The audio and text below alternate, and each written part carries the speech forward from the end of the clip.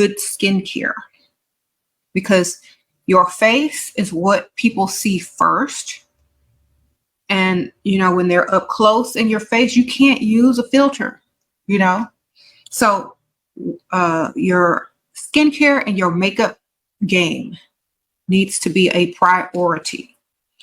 So get you, you know, some nice skincare. I'm probably going to do a review on some skincare that I've been using and the next video.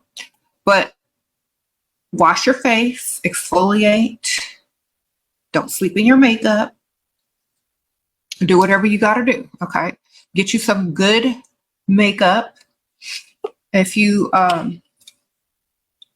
watch a couple of YouTube tutorials on how to apply makeup, make sure you're doing that, okay? Masks and everything. The next thing you want to make sure that you're doing is getting enough water.